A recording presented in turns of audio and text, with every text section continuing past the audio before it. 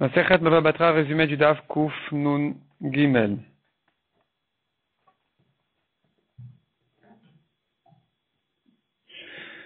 Un homme a distribué ses biens, un malade a distribué ses biens, on lui a fait un kinyan pour renforcer la distribution, et il a guéri, il a voulu regretter, annuler le don.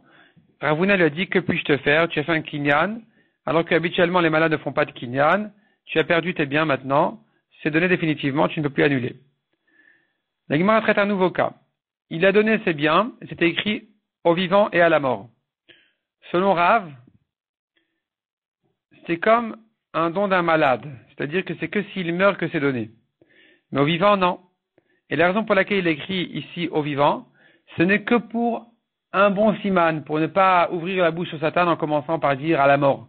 Mais en fait, la vérité c'est que à sa mort qu'il veut donner. La Lara est comme Rav. Shmuel ne pense pas comme ça. Il dit non, puisqu'il a dit au vivant et à la mort. Alors, c'est comme quelqu'un en bonne santé qui a donné des cadeaux, qui a fait des cadeaux, donc il ne peut pas annuler.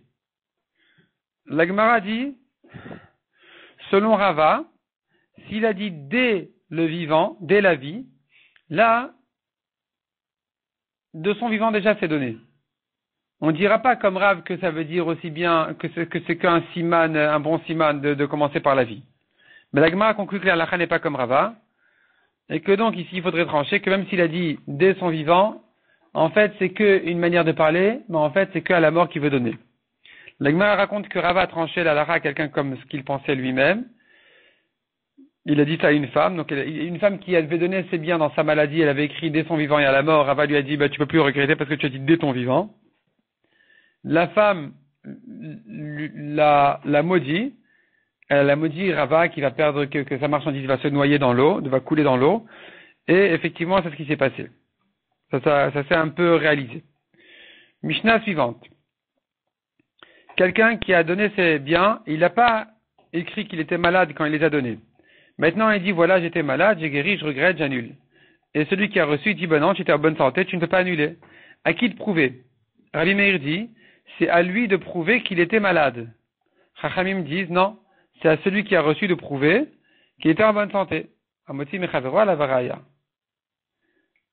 L'Egma dit, un homme avait donné ses biens, c'est écrit dans le shtar qu'il les a donnés dans sa maladie, mais c'était pas écrit qu'il est mort de sa maladie. On ne sait pas maintenant est-ce qu'il a guéri entre temps et donc ça s'est annulé ou pas.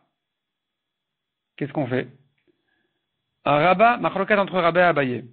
Un rabbin dit, voilà qu'il est mort, le voici mort, voici sa tombe. Tu n'as pas à craindre qu'il a guéri entre-temps. Tu peux supposer qu'il est mort de sa maladie, et que donc, on va selon ce qu'on appelle la chazaka de Ashta, la chazaka de maintenant. Le statut de maintenant, c'est qu'il est mort. Tu n'as pas à craindre qu'il a guéri, qu'il y a eu une situation intermédiaire, donc il est mort. Donc tu peux supposer qu'il est mort de sa maladie, et donc celui qui a reçu le bien, il peut le prendre. Abaye lui dit, non, tu vois bien que un bateau qui a coulé, malgré que la majorité des gens ils vont mourir, on craint quand même qu'ils sont vivants, on craint qu'ils sont morts, on ne sait pas. Donc Kalvachomer un malade, dont la majorité guérisse, que tu dois craindre qu'il a guéri.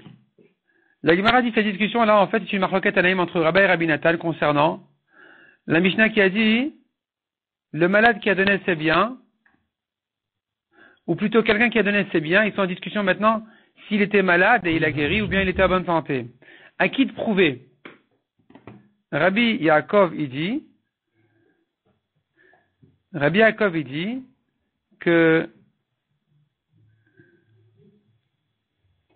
lui, celui qui a donné, il n'a pas besoin d'amener de preuves.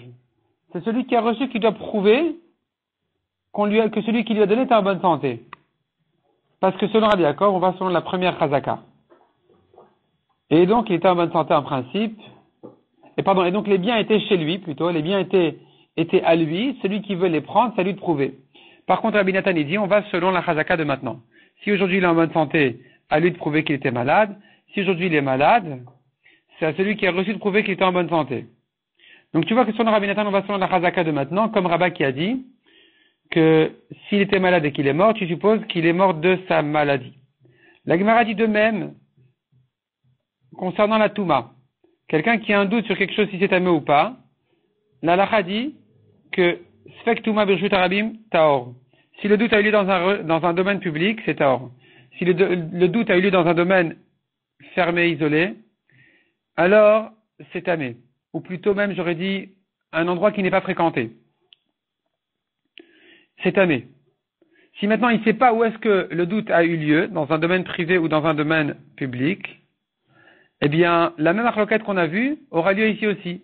Selon Rabbi Yaakov, tu vas selon la chazaka, la première chazaka, donc c'est taor. Selon Rabbi Nathan, tu vas selon la chazaka de maintenant. Donc si on est en été, alors oui, j'ai oublié de dire, les champs, en été, ils sont fréquentés, en hiver, ils ne sont pas fréquentés parce qu'il y a la récolte. Donc, si le doute a eu lieu en été, c'est taor. S'il a eu lieu en hiver, c'est tamé. Si maintenant il ne sait pas quand est-ce que le doute a eu lieu, alors selon Rabbi Yaakov, ça sera taor parce qu'on va selon la première chazaka que c'était taor. Selon Rabbi Nathan, ça dépend. Si on est en été, c'est taor. Si on est aujourd'hui en hiver, c'est tamé.